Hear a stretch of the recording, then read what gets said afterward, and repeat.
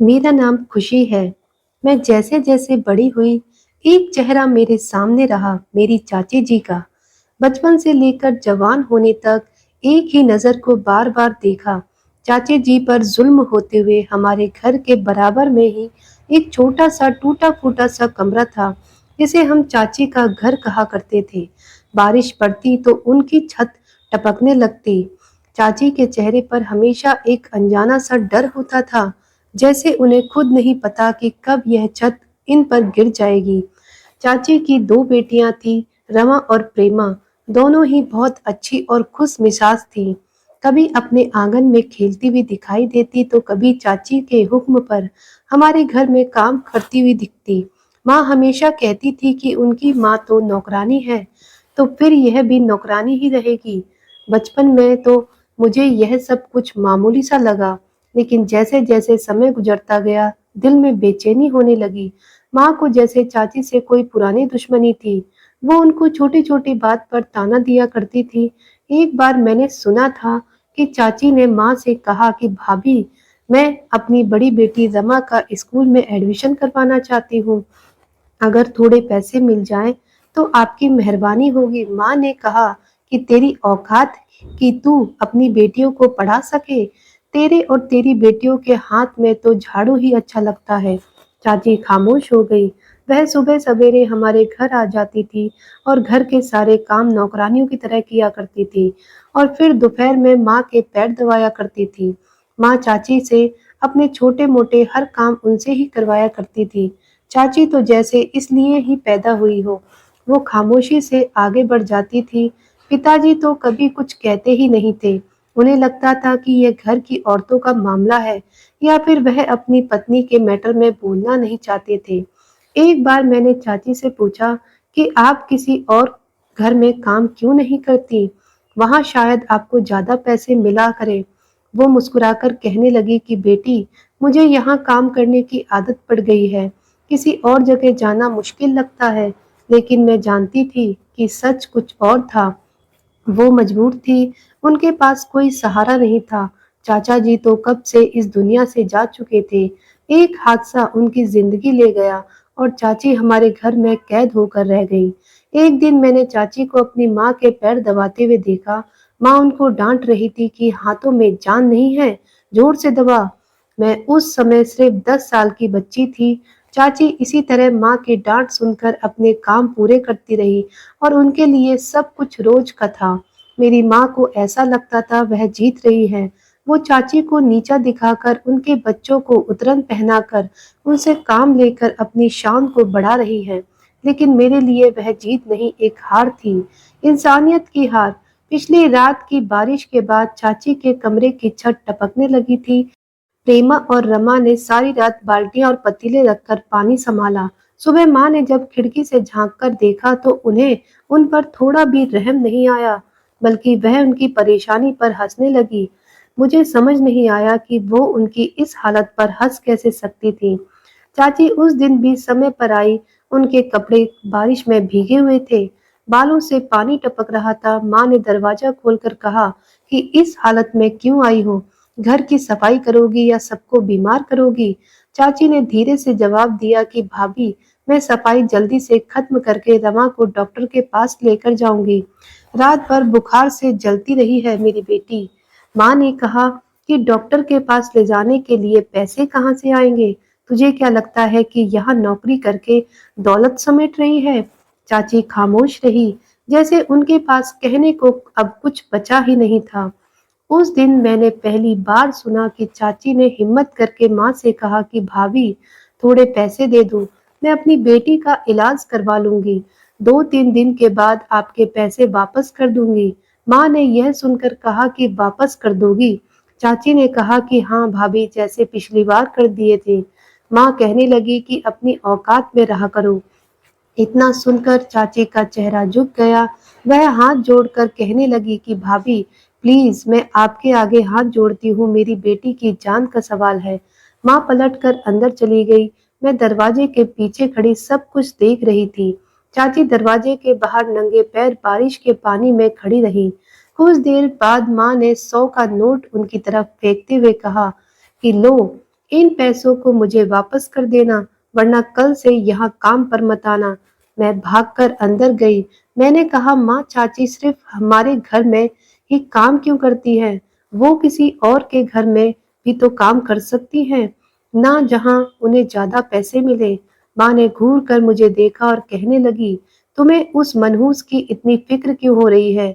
यहाँ तो उसे खाने को मिलता है, सर पर छत है और पुराने कपड़े भी उसे दे दिए जाते हैं। दूसरी जगह जाकर उसे इतना सब कुछ नहीं मिलेगा जितना हम देते हैं। मैं चुप हो गई थी, लेकिन दिल में सवाल अभी भी बाकी था।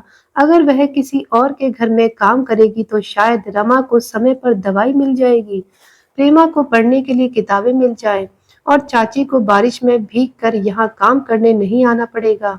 दोपहर को प्रेमा माँ के कपड़े प्रेस कर रही थी जब उन्होंने कहा कि यही सीखोगी, तू बड़े होकर भी कपड़े ही प्रेस करोगी, पढ़ाई का भूत अपने दिमाग से उतार दे।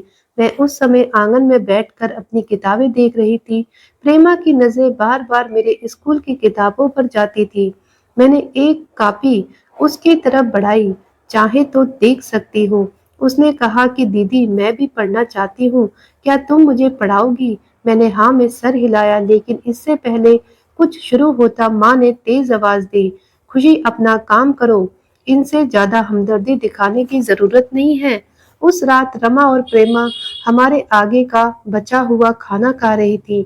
मैंने अपनी प्लेट में एक पराठा उठाकर उनकी प्लेट में रख दिया। प्रेमा ने झिझकते हुए लिया और रमा ने शुक्रिया कहा।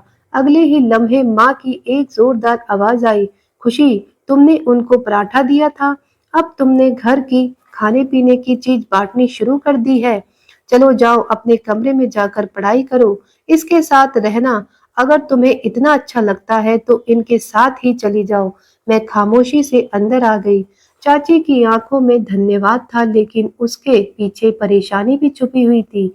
अगली सुबह प्रेमा ने स्कूल जाने वाले बच्चों को बाहर खड़े हुए देखा, यूनिफॉर्म में कंधे पर बैग डाले। रमा की आंखों में भी वही चमक थी जो हर उस बच्चे में होती है जो सपने देखते हैं। लेकिन चाची ने उन दोनों को काम पर लगा दिया कि इधर आओ, झाड़ू लगाओ, समय नहीं है। मैंने एक दिन माँ से पूछा कि माँ, मैं चाची की बेटियों को पढ़ा सकती हूँ? तो उन्होंने कहा कि तुम्हें उन पर ज्यादा ही रहम नहीं आ रहा, उनके साथ ज्यादा ही हमदर्दी करने लगी हो। आजकल खामोशी से अपनी पढ़ाई पर ध्यान दो और उन माँ बेटियों से दूरी बनाए रखो। मुझे कुछ समझ नहीं आ रहा था कि यह दूरी किस बात की थी। चाची जी हर रोज हमारे घर को साफ करती थी, सारे काम करती थी, हमारे बर्तन धोती थी, हमारे पैर दबाती थी, हमारे लिए खाना बनाया करती थी, लेकिन हमारा दिल उनके लिए बंद हो चुका था। सुबह का समय था। माँ दरवाजे पर खड़ी हुई थी और उनके हाथ में कपड़ों की एक बड़ी सी पोटली थी। चाची, जो अभी अभी पोंछा लगाने के लिए पानी की बाल्टी लेकर आई थी, माँ ने कपड़ों की पोटली जमीन में फेंकते हुए कहा कि यह सब धो देना, आज मेरी सहेलियां आ रही हैं, कपड़ों पर एक भी धब्बा नहीं होना चाहिए। चाची ने झुककर कपड़े उठाए और कुछ देर बाद वह कपड़े धोने के लिए बैठ गई। चाची जल्दी जल्दी बड़ी सफाई से कपड़े धो रही थी, जैसे वह सिर्फ कपड़े नहीं बल्कि बरसों के धब्बे धोना चाहती हो। मैं खड़ी वहीं सब कुछ देख रही थी। रमा और प्रेमा खड़ी हुई मेरी माँ के हुक्म का इंतजार कर रही थी। तभी माँ ने प्रेमा को आवाज लगाई, प्रेमा, जाकर किचन की सफाई करो। प्रेमा तेजी से बढ़ी। उसके पैरों में चप्पल की जगह प्लास्टिक के टुकड़े बंधे हुए थे, जैसे खुद ही काट कर पहन लिए हो। पिताजी अंदर बैठे अखबार पढ़ रहे थे। मैं धीरे से उनके पास गई। मैंने कहा, पिताजी, चाची हमारे घर का बहुत काम करती है, उस पर भी माँ चाची को बहुत परेशान करती है। आप माँ से कुछ कहते क्यों नहीं हो? पिताजी ने बिना अखबार से नजर हटाए जवाब दिया, बेटा, घर के मामलात औरतें ही संभालती हैं, हमें तो दखल अंदाजी नहीं करनी चाहिए। मैंने सोचा था दखल न देना कभी कभी बहुत कुछ छीन लेता है, इज्जत, इंसाफ और कभी कभी इंसानियत भी। दोपहर को चाची तेल की प्याली लेकर आई। माँ ने कहा, जरा मेरे पैरों की मसाज कर दो। चाची ने धीरे से उनके पैरों में तेल लगाना शुरू किया। माँ उन पर जोर जोर से चिल्लाती, ठीक से मालिश करो, हाथ में जान नहीं है क्या? फिर थोड़ी देर बाद माँ ने चाची से कहा, कि तुम्हें शुक्र करना चाहिए कि तुम हमारे घर में रहती हो, वरना कहीं और तो दर-दर की ठोकरें खाती। चाची ने धीरे से कहा कि जी भाभी, लेकिन मैं जानती थी कि यह जी सिर्फ उस औरत का नहीं बल्कि एक माँ का था, जो सब कुछ अपनी बेटियों के लिए बर्दाश्त कर रही थी। एक शाम माँ बाजार गई। घर पर मैं, पिताजी और चाची थे। पिताजी सोफे पर बैठे थे, चाची किचन में बर्तन धो रही थी। अचानक प्रेमा के जोर से चीखने की आवाज आई। मैं भागकर पहुंची तो उसका पैर गर्म पानी से जल गया था। चाची फौरन दौड़कर आई, उसे उठाया और किचन से बर्फ लाकर अपनी बेटी को लगाने लगी। तभी पिताजी भी वहां आ गए। उन्होंने कहा कि क्या हुआ? मैंने बताया, पिताजी, प्रेमा के पैर पर गर्म पानी गिर गया। पिताजी ने पहली बार चाची की तरफ देखा और कहने लगे कि कोई दवाई है लगाने के लिए, घर में उसे ले जाओ। चाची ने सर हिलाया, कहा जी भैया जी, अभी लेकर आती हूँ। कुछ देर बाद चाची दवाई लेकर आई और प्रेमा के जख्मों पर लगाने लगी। उनके हाथ कांप रहे थे। पिताजी कुछ कहना चाहते थे, लेकिन माँ की आवाज गली के बाहर से सुनाई दी, दरवाजा खोलो। सब ने जल्दी जल्दी अपने काम दोबारा से संभाल लिए। चाची ने प्रेमा को उठाया और अपने कमरे की तरफ ले गई। माँ अंदर आई और बिना कुछ पूछे कहने लगी कि शाम की चाय तैयार है। चाची ने कहा कि जी भाभी, अभी बनाती हूँ। चाची ने जल्दी से चाय बनाई तो माँ ने चाय का घूंट पीने के बाद चाची को बुलाया और कहा, आज चाय बहुत अच्छी बनाई है तुमने। मैंने चाची के चेहरे पर हैरानी देखी थी, जैसे बरसों बाद किसी ने उनकी तारीफ की हो। एक दिन मैंने चुपके से चाची के कमरे में झांक कर देखा तो रमा प्रेमा को वो एक पुरानी किताब पढ़ा रही थी। प्रेमा पास ही में अपनी बहन के साथ बैठी पढ़ाई कर रही थी। मुझे लगा कि शायद उनकी जिंदगी में सब कुछ खत्म नहीं हुआ, अभी उनकी आंखों में सपने बाकी हैं। उसी समय माँ ने प्रेमा को शीशे का गिलास टूटने की वजह से जमीन पर धक्का दे दिया। वो गिरी तो उसके घुटनों में चोट आई, खून बह रहा था। वह रो रही थी। चाची ने उसे उठाया, उसके चोट पर कपड़ा बांधा और खामोशी से उसे उठाया। कहने लगी कि रो मत बेटी, अगर तुम रोई तो मैं टूट जाऊंगी। मेरी आंखों में भी आंसू आ गए थे। मैं सिर्फ खड़ी उनको देख रही थी। शायद मेरे दिल में उस दिन पहली बार चाची के लिए सिर्फ हमदर्दी नहीं बल्कि इज्जत भी जाग गई थी। मेरे एक भाई भी थे, अंगद भैया, जो दिल्ली में पढ़ने के लिए गए हुए थे, लेकिन अब उनकी जॉब भी लग गई थी और उन्होंने पापा के अकाउंट में अपनी पहली सैलरी भेजी थी। उन्होंने यह खुशखबरी जब माँ को फोन पर सुनाई तो माँ की खुशी का ठिकाना ही नहीं रहा।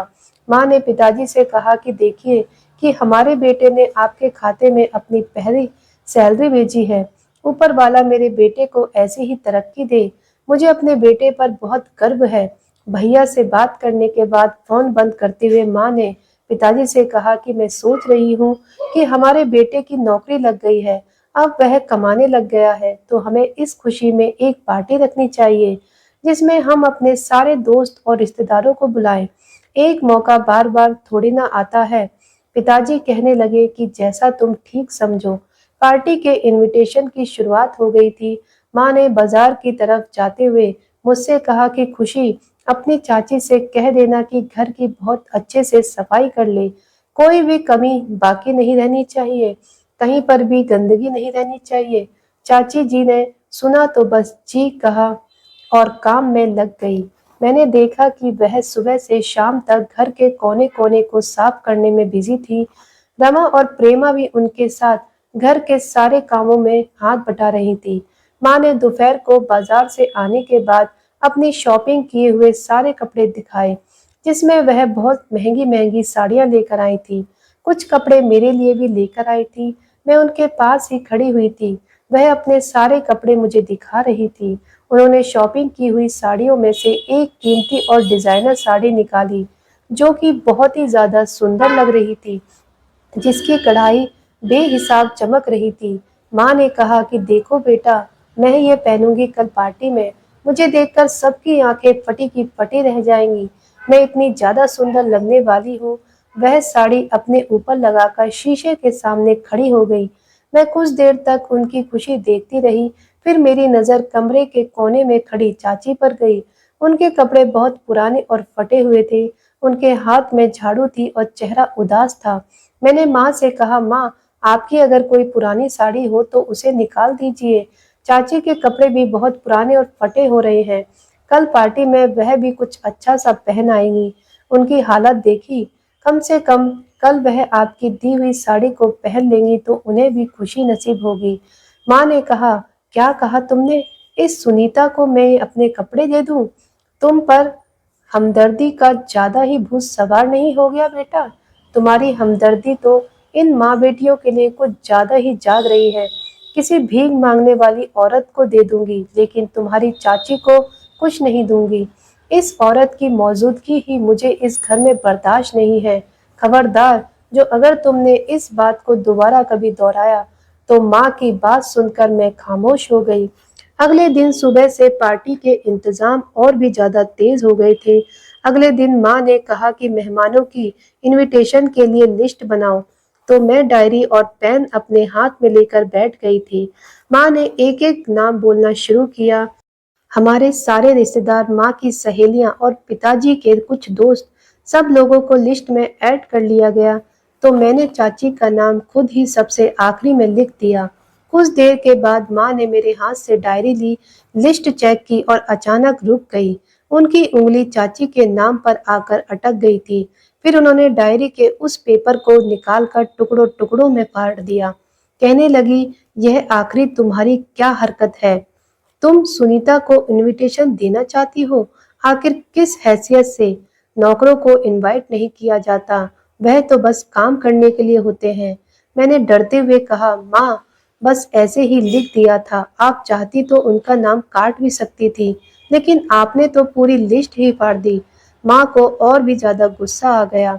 उन्होंने कहा कि इसलिए कि तुम्हें समझ आ जाए कि तुम्हारी चाची इस घर में सिर्फ काम करती है। अगर तुम्हारी हमदर्दियां उनके साथ बढ़ती गई तो कल को तुम्हें भी उनके साथ उनके घर में भेज दूंगी, समझ गई? मैं खामोश हो गई। मुझे बुरा तो लगा था, लेकिन मैं माँ के आगे कहाँ कुछ बोल सकती थी। चाची बहुत अच्छा खाना बनाया करती थी। माँ ने उन्हें खाना बनाने की लिस्ट पकड़ा दी थी, जिसमें बहुत सारी वैरायटी का खाना बनाना था। चाची खाना बनाने की तैयारियों में लग गई थी। रमा सब्जी काट रही थी और प्रेमा बर्तन निकालने में लगी हुई थी। चाची, प्रेमा और रमा, उन तीनों को ही 1 मिनट की भी फुर्सत नहीं थी। चाची ने अपनी दोनों बेटियों से पहले ही कह दिया था कि 1 मिनट के लिए भी आराम करने के लिए मत बैठ जाना। मेहमान आ रहे हैं, मुझे कोई शिकायत का मौका नहीं चाहिए। मैं चाची की तरफ हैरानी से देख रही थी कि मेरी माँ का दिल जीतने के लिए वो क्या कुछ नहीं कर रही थी, और दूसरी तरफ मेरी माँ थी जो कभी भी उन पर तरस नहीं खाती थी। माँ की आवाज सुबह से शाम तक गूंजती रही। कभी वह किसी को कोई काम बताती तो कभी कोई काम, बर्तन संभालो, सोफे के कवर्स बदलने हैं, और हाँ, डिनर सेट निकालो, वह चाइना वाला। मैं भी घर के किसी न किसी काम में बिजी थी, लेकिन माँ यह बात समझ रही थी कि मैं चाची और उनकी बेटियों का काम हल्का करना चाहती हूँ, इसलिए कोई ना कोई काम तलाश कर रही हूँ। माँ ने मेरा बाजू दबाया और कहने लगी कि तुम्हें क्या जरूरत पड़ी है उनके साथ काम में हाथ बटाने की? अरे, इन लोगों को हमने इस घर में क्यों रखा हुआ है? इसलिए ना कि यह हमारी नौकरानी बनकर रहे। तुम इस घर की मालकिन की बेटी होते हुए नौकरानियों जैसे काम क्यों कर रही हो? शाम तक तुम्हारे चेहरे पर थकान की लकीरें आ जाएंगी। जाओ और जाकर आराम करो। रात को जब मेहमान आ जाएं तो अच्छे से तैयार होकर नीचे आ जाना। और हाँ, कह देती हूँ कि इन लोगों से हमदर्दी करने की कोई जरूरत नहीं है।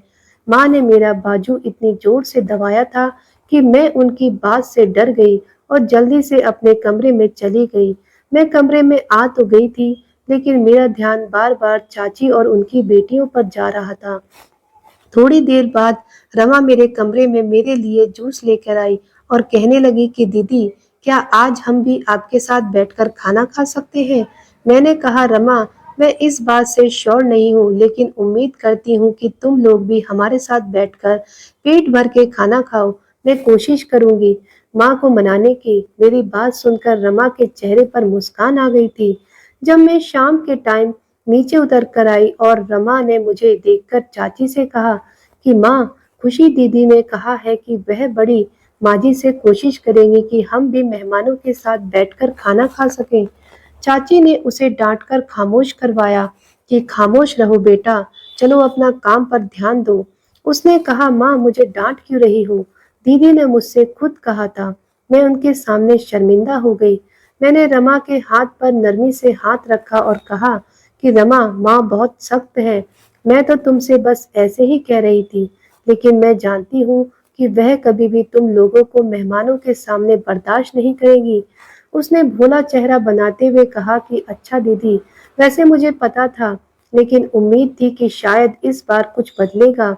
चाची ने रमा के सर पर हाथ रखा और कहा कि बेटा, उम्मीद रखना ठीक है, लेकिन हकीकत को नजरअंदाज मत किया करो। आज सारे मेहमान तुम्हें एक नौकरानी की बेटी के तौर पर ही देखेंगे। तुम बस याद रखना कि तुम किसी से कम नहीं हो। चाची के शब्द मेरे दिल में उतर गए थे। मुझे लगा कि जैसे चाची ने खुद ही अपने आप को हमारे घर के फंक्शन से निकालकर अपनी बेटी के सपनों को बचाने की कोशिश की है। उनका हर इनकार खामोशी या फिर एक कुर्बानी हुआ करता था, जो किसी इनविटेशन का मोहताज नहीं था। इससे आगे कोई और बात होती, मेरे दिल को और तकलीफ पहुंचती। उन लोगों को देखकर मैं फौरन अपने कमरे में आ गई थी और काफी देर तक सोचती रही कि मैं अपनी आंखों से अपनी चाची और उनकी बेटियों को परेशान होते हुए देखती हूँ, मगर कुछ कर नहीं सकती। सुबह से रात का समय हो गया था। चाची, रमा और प्रेमा को घर में काम करते हुए रात का टाइम हो चुका था। घर के सारे काम हो गए थे। घर अच्छे से सज गया था, साफ सुथरा लग रहा था। माँ भी अपनी नई साड़ी पहनकर तैयार हो गई थी। वो आईने के सामने खड़े होकर अपनी चूड़ियां संवार रही थी कि पीछे से चाची ने आकर बताया कि भाभी, सारा खाना तैयार हो गया है, सारे काम हो गए। माँ ने आईने से नजर हटाए बिना ही उनको जवाब दिया कि ठीक है, और सुनो, मेहमानों के सामने किचन में ही रहना। बहुत बड़े बड़े मेहमान आ रहे हैं। अगर मुझे तुम्हारी जरूरत पड़ी तभी मैं तुम्हें सामने बुलाऊंगी, वरना बेवजह आने की जरूरत नहीं है। नहीं तो सारे मेहमान तुम्हें और तुम्हारी बेटियों को देखकर वक्त से पहले ही भाग जाएंगे। चाची का चेहरा थोड़ा सा झुक गया था। उन्होंने कहा कि अच्छा ठीक है भाभी, जैसा आप कहोगी मैं वैसा ही करूंगी। 9 बजे तक सारे मेहमान आने शुरू हो गए थे। बेचारी चाची ने इतने ढेर सारे मेहमानों का खाना अकेले मिलकर बनाया था। उनका शरीर थककर चूर हो चुका था। उनको देखकर लगता था कि वह बहुत थकी हुई है। रमा और प्रेमा का भी कुछ ऐसा ही हाल था। माँ सारे मेहमानों से खुशी खुशी मिल रही थी और सबका ध्यान अपनी तरफ खींच रही थी। सब कुछ उनकी मर्जी के हिसाब मुताबिक हो रहा था। वह सारे मेहमानों से बातचीत करने में बिजी थी, लेकिन मेरी नजरें अभी भी चाची को तलाश कर रही थी, जो किचन में छुपी हुई खाना गर्म कर रही थी। उनके कपड़े भी सुबह से काम में लगे होने की वजह से बहुत ज्यादा गंदे हो गए थे। उन पर ढेर सारे दाग आ गए थे। उनके माथे पर पसीने की लकीरें थी। उन्होंने प्रेमा को बुलाया, बेटा जल्दी जल्दी खाना डिश में करो, थोड़ी ही देर में हमें खाना सर्व करने के लिए जाना होगा, देर नहीं होनी चाहिए। तभी प्रेमा ने कहा कि माँ, आज हम बहुत थक गए हैं, अब तो शरीर में हिलने की भी जान नहीं है। मुझे तो थकान की वजह से भूख भी नहीं लगी। मैं तो कहती हूँ कि हम घर चलते हैं। चाची कहने लगी, नहीं बेटा, यह तुम कैसी बातें कर रही हो? अभी तो हमने मेहमानों को खाना भी नहीं खिलाया। हम यहाँ से ऐसे कैसे जा सकते हैं? बेटा हिम्मत करो और काम करो, शायद हमारे नसीब में यही लिखा हुआ है। तभी रमा कहने लगी कि माँ, बड़ी माँ चाहती तो आज घर के कामकाज के लिए और भी नौकर और नौकरानी बुला सकती थी, लेकिन उन्हें तो हमें तंग करना होता है ना। पता नहीं वह हमसे कौन सा बदला निकालती हैं। तभी चाची ने उनको डांटते हुए कहा कि खामोश रहो, फालतू बातें मत करो और जल्दी जल्दी काम में ध्यान लगाओ। मैं किचन के दरवाजे पर खड़ी उनकी बातें सुन रही थी। मुझे बहुत शर्मिंदगी महसूस हो रही थी। फिर माँ ने कह दिया कि अब खाना लगाना शुरू करो। सारे मेहमानों को खाना सर्व करने की बारी आ गई थी।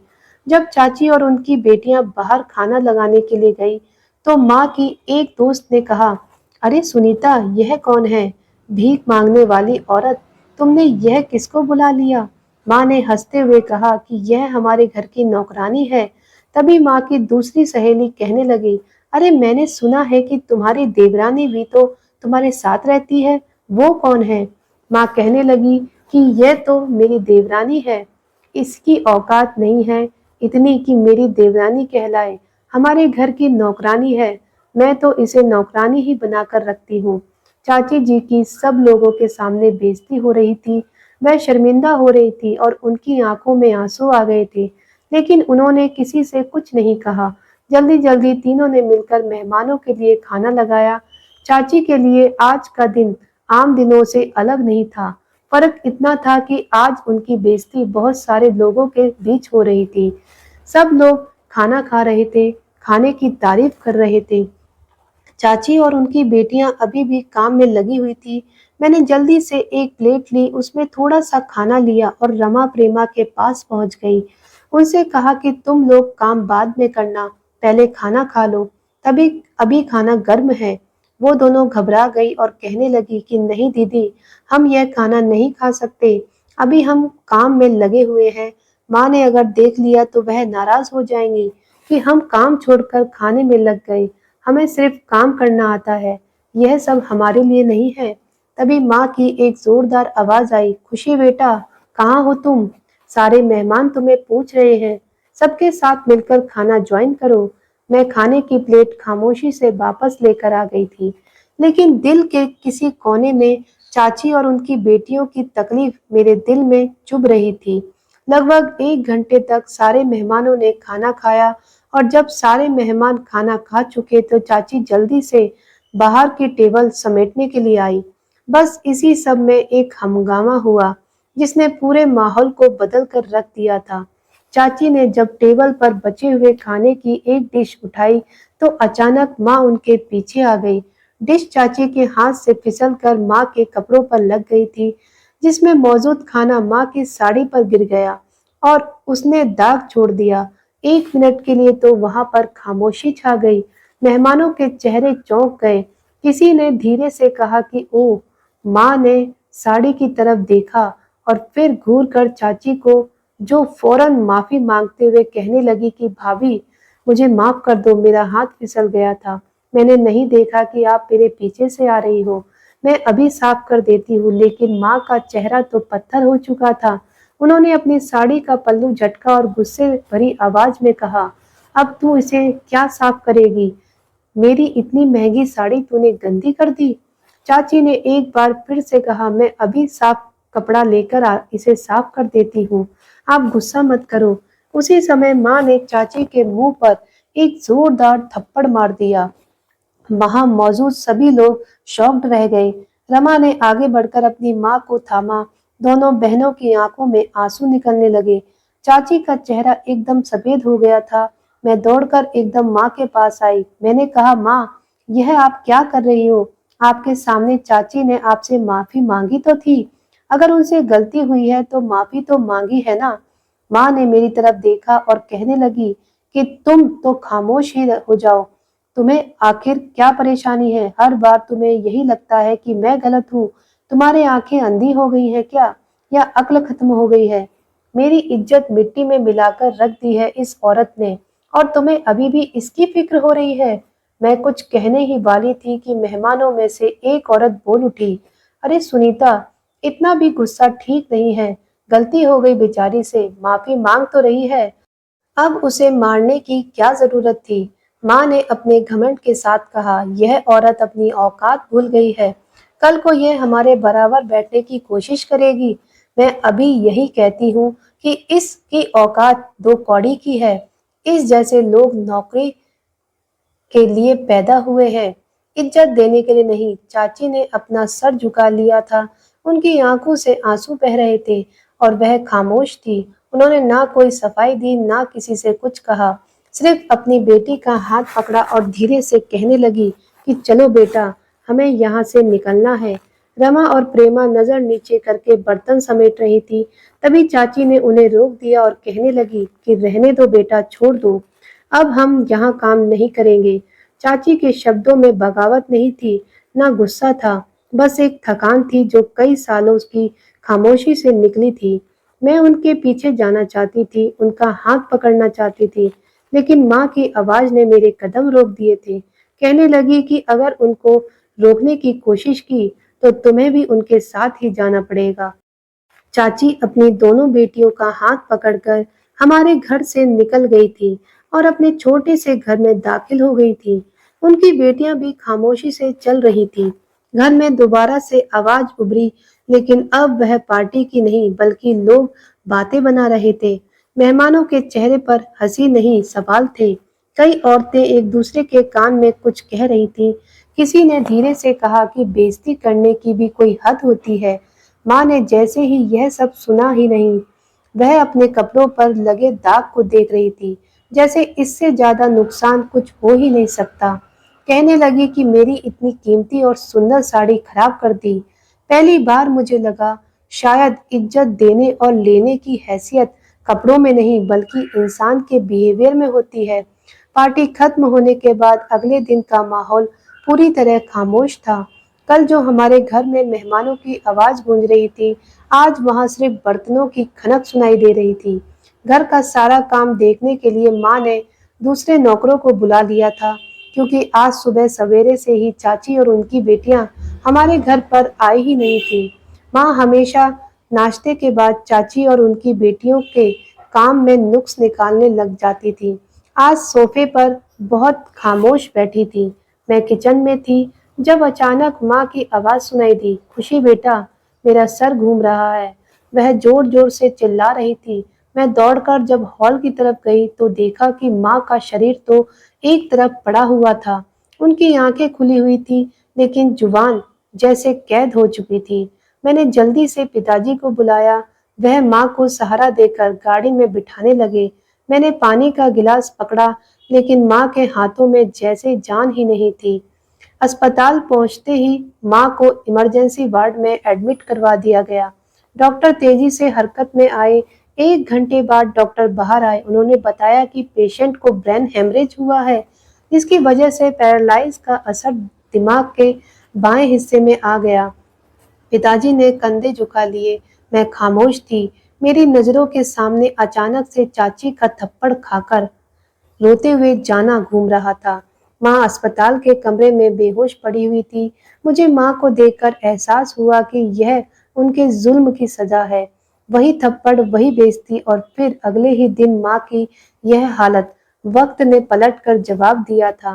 पिताजी ने धीरे से कहा कि डॉक्टर कह रहे हैं कि तुम्हारी माँ का पूरी तरह से सेहतमंद होना मुमकिन नहीं है। इसको ज्यादा देखभाल की जरूरत है। मैंने कहा, पिताजी, क्या माँ कुछ सुन सकती है? पिताजी कहने लगे कि शायद हाँ, लेकिन बोल नहीं सकती। मैंने सोचा कि क्या चाची और उनकी बेटियों को माँ की इस हालत के बारे में पता होगा? क्या वह हमारे घर काम करने के लिए आएंगी? वह माँ की ऐसी हालत के बारे में सुनकर खुश होंगी या उनके दिल में भी दुख होगा? शाम को जब मैं अस्पताल से घर वापस आई, तो घर की हालत बहुत खराब हो रही थी। माँ ने जिन नौकरानी को घर में काम करने के लिए बुलाया था, वह थोड़ा बहुत काम करके घर से जा चुकी थी। घर की हालत चाची के ना आने से बहुत खराब हो गई थी। प्रेमा और रमा की मौजूदगी की घर में आदत सी हो गई थी। पिताजी ने मुझसे कहा कि बेटा, अब तुम्हें ही घर संभालना पड़ेगा। तुम्हारी माँ की जिम्मेदारी अब तुम्हारी जिम्मेदारी है। मैं खामोशी से अंदर चली गई। अगले दिन मैंने प्रेमा को स्कूल से आते हुए देखा। वह हमारे घर के दरवाजे पर झांक रही थी। तभी मैंने दरवाजा खोला और कहा कि प्रेमा, चाची कैसी हैं? प्रेमा ने धीरे से सर हिलाया कि जी ठीक है, मगर हमने सुना है कि बड़ी माँ जी अस्पताल में है। हम लोग प्रार्थना कर रहे हैं उनके लिए। मैंने कहा, चाची अस्पताल आ सकती है क्या? शायद माँ की तबीयत कुछ बेहतर हो जाए। प्रेमा कह रही थी कि मेरी माँ किसी से नफरत नहीं करती, लेकिन उनके दिल में बहुत कुछ दबा हुआ है। मैं खामोश हो गई। यह मेरी वही चाची थी जिनको बार बार मेरी माँ ने नीचा दिखाया। आज वह हमारे लिए प्रार्थना कर रही थी। शाम को मैं अस्पताल वापस गई। माँ वैसे ही बेहोश पड़ी हुई थी। मैंने माँ को देखकर सोचा कि यह वही औरत है जो दूसरों को अपनी उंगली के इशारे पर नचाया करती थी। आज उनकी उंगली खुद हरकत नहीं कर पा रही है। रात को जब मैं अस्पताल से वापस आई तो मैंने पहली बार अपनी चाची की कोठरी जैसे घर पर दस्तक दी थी। रमा ने दरवाजा खोला, मुझे हैरानी से देखने लगी और कहने लगी कि माँ तो सो रही है, उनकी तबीयत ठीक नहीं है। मैंने कहा कि अच्छा, जब वह जाग जाए तो बता देना कि मैं आई थी। रमा कहने लगी कि दीदी, आप परेशान मत हो, बड़ी माँ जी ठीक हो जाएंगी। मैंने नजरें चुराकर कहा कि पता नहीं, तुम प्रार्थना करो। मैं अपने दिल में सोच रही थी कि शायद चाची की प्रार्थना ही वह अकेली चीज है जो अब सब कुछ बदल सकती है। जुल्म के मुकाबले में उन्होंने हमेशा सब्र किया था, वह अब इंसाफ बनकर लौट आया था। माँ को अस्पताल में एडमिट हुए 10 दिन हो गए थे। उनकी हालत ज्यादा बेहतर नहीं थी। शरीर का एक तरफ का हिस्सा और जुबान बंद हो चुकी थी। आंखों में होश कभी कभी झलक मार देता था। मैं हर रोज अस्पताल जाकर किसी बोझ तले दबे महसूस करती थी। घर संभालना, मेहमानों को जवाब देना मेरे लिए थोड़ा मुश्किल हो गया था। मैंने फैसला कर लिया था कि मैं चाची के पास जाऊंगी। इतने दिन से मेरे दिल में एक सवाल बेकरार था। आखिर माँ को चाची जी से इतनी नफरत क्यों थी? वो कभी भी चाची को नहीं समझ सकी। मैंने उनके घर के दरवाजे पर जाकर दस्तक दी तो रमा ने दरवाजा खोला। अंदर दाखिल होते ही मैंने चाची को उनके कमरे में बैठा पाया। उनका चेहरा बहुत कमजोर था, लेकिन आंखों में वही ठहराव। मैंने कहा, चाची जी। उन्होंने नजर उठाकर मेरी तरफ देखा। मैं उनके सामने बैठ गई थी। मैंने कहा, मैं आपसे एक बात कहना चाहती हूँ। उन्होंने कहा कि बोलो बेटा। मैंने दोनों हाथ उनके सामने जोड़ दिए। मैंने कहा कि मैं आपसे और आपकी बेटियों से अपनी माँ की तरफ से माफी मांगना चाहती हूँ, वो जो कभी खुद ब खुद ना कह सकी, लेकिन मैं दिल से शर्मिंदा हूँ। चाची ने मेरे हाथ पकड़ लिए और कहने लगी कि बेटा, तुम क्यों माफी मांगती हो? तुम्हारा क्या कसूर है? मैंने कहा, मेरी परवरिश मेरी माँ के हाथों हुई है। जो कुछ भी मैंने देखा, जो कुछ भी सीखा, उसमें खामोशी और सिर्फ तमाशा देखना ही शामिल था। मैंने आप पर होते हुए जुल्म को कभी नहीं रोका, बस महसूस किया। मेरी आवाज कांप रही थी। चाची ने खामोशी से मेरी बात सुनी, फिर धीरे से कहने लगी कि तुम्हारी माँ ने मेरे साथ जो किया वह कई साल पहले एक कहानी की वजह से है।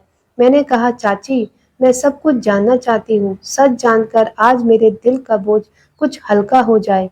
चाची ने कहा कि तुम्हारे चाचा से मेरी शादी पसंद की हुई है। हम एक दूसरे को जानते थे, चाहते थे। तुम्हारी दादी को इस बात से कोई एतराज नहीं था, लेकिन तुम्हारी माँ मुझसे नाराज थी। तुम्हारी माँ के अरमान कुछ और थे। वह अपने देवर यानी तुम्हारे चाचा जी के साथ अपनी छोटी बहन की शादी करवा देना चाहती थी। जब उन्हें पता चला कि हम शादी कर चुके हैं, तो बस तब से ही उनके दिल में मेरे लिए नफरत जाग गई। मैंने हैरानी से पूछा, लेकिन चाची, फिर भी इतने सालों की दुश्मनी में आपने मेरी माँ के साथ कैसे एडजस्ट किया? उन्होंने बताया कि शादी के कुछ साल तो बहुत अच्छे से गुजरे। तुम्हारे चाचा बहुत अच्छे इंसान थे, मुझसे बहुत मोहब्बत किया करते थे। मैंने अपना सब कुछ छोड़कर उनके साथ नई जिंदगी शुरू कर दी थी। लेकिन जब एक हादसे में उनकी मौत हो गई, तो मेरी जिंदगी उजड़ गई और तब से ही तुम्हारे घर के दरवाजे पर आई।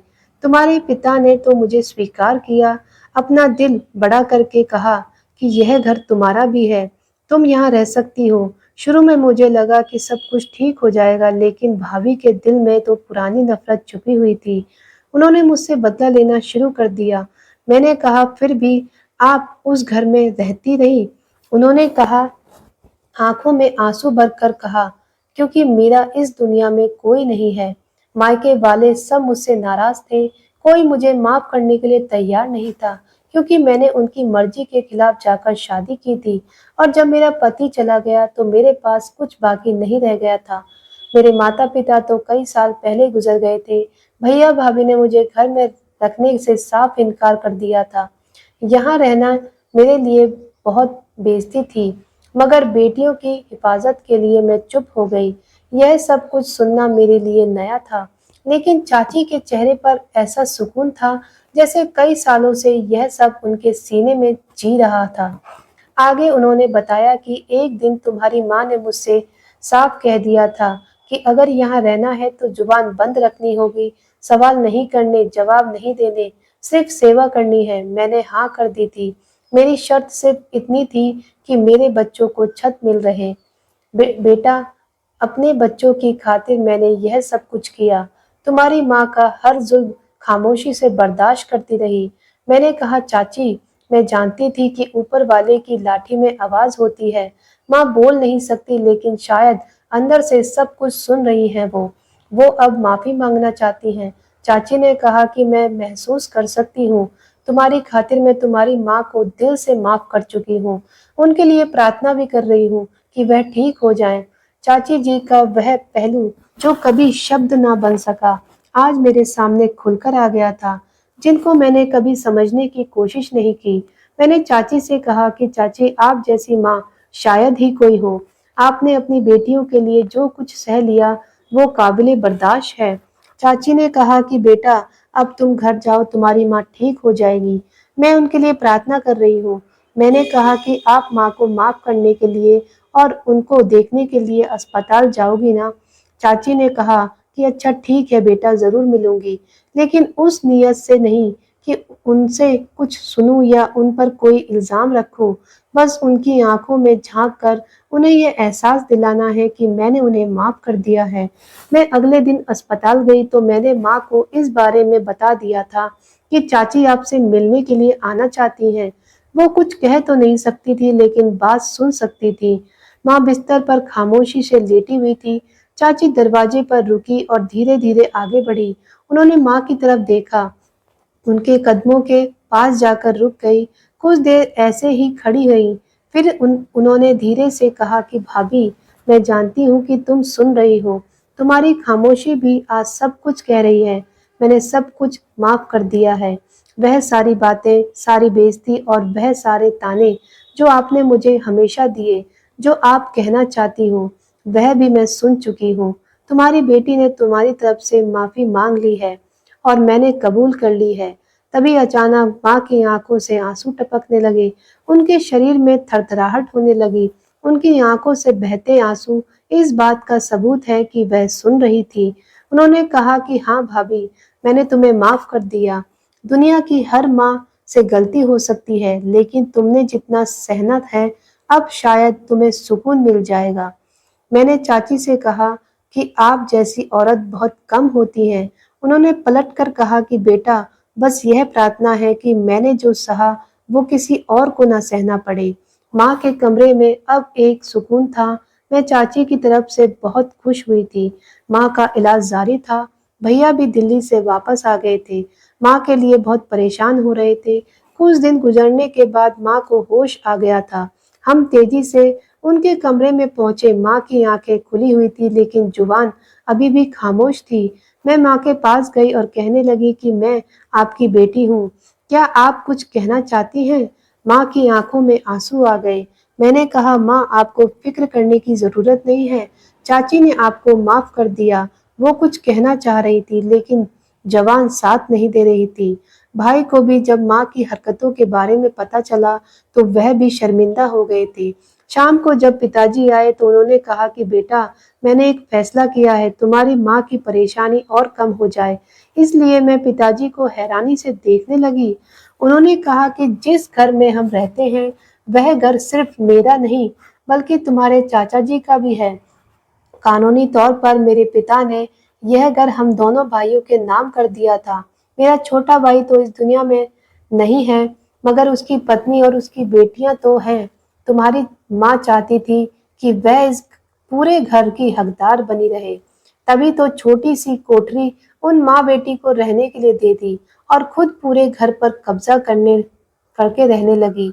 मैं चाहता हूँ कि ईमानदारी से घर के दो हिस्से कर देता हूँ, एक मेरा और एक तुम्हारे चाचा का, जो कि तुम्हारी चाची को मिलना चाहिए।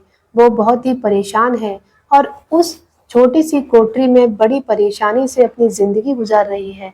तुम्हारी माँ चालाकी दिखाना चाहती थी, पूरे घर पर अपना कब्जा करना चाहती थी, तभी तो उसने अपनी देवरानी को हमेशा अपने जूतों की नोक पर रखा। लेकिन अब ऐसा नहीं होगा। मैं चाहता हूँ कि हम पर और परेशानियों के पहाड़ न टूटे। तुम्हारी माँ को और तकलीफ ना सहनी पड़े, इसलिए कल वकील को बुलाकर मैं घर का आधा हिस्सा तुम्हारी चाची के हवाले कर दूंगा। मैं और भैया पिता की बात से खुश थे। भैया ने कहा कि पिताजी, यह तो आपने बहुत ही अच्छा किया। शायद आपके ऐसा करने से माँ को थोड़ा और सुकून मिल जाए, उनकी सजा में थोड़ी और कमी आ जाए। अगले दिन पिता ने ऐसा ही किया। चाची को बुलाकर उनको सब कुछ बता दिया। कहा कि अब इस घर के आधे हिस्से में तुम्हारा और तुम्हारी बेटियों का हक होगा। चाची की आंखों में आंसू आ गए थे।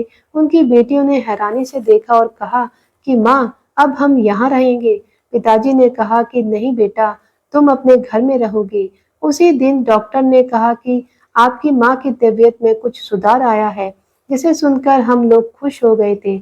वक्त गुजरता गया और माँ की तबीयत में कुछ सुधार आने लगा। डॉक्टर ने कहा कि आप लोग चाहें तो घर पर भी इनका इलाज कर सकते हैं, लेकिन इसके लिए आपको इनका बहुत ख्याल रखना होगा। वक्त पर दवाइयाँ देना और वक्त पर उनके सारे काम करने होंगे। चाची ने कहा कि मैं जिम्मेदारी लेती हूँ, मैं भाभी का बहुत ख्याल रखूंगी। माँ को हम लोग अस्पताल से घर ले आए थे। चाची रमा और प्रेमा ने माँ की खूब सेवा की। माँ कुछ कहने की कोशिश करती थी, उनकी आंखों से आंसू टपकते थे, लेकिन उनकी कंडीशन अभी बोलने के लायक नहीं थी। वह दिल ही दिल में शायद प्रेमा, रमा और चाची से माफी तो मांगना चाहती थी, साथ ही साथ यह भी कहना चाहती थी कि अगर मैंने तुम्हारे साथ इतना गलत किया और तुम अभी भी मेरा सेवा कर रही हो, यह तुम्हारे अच्छेपन की निशानी है।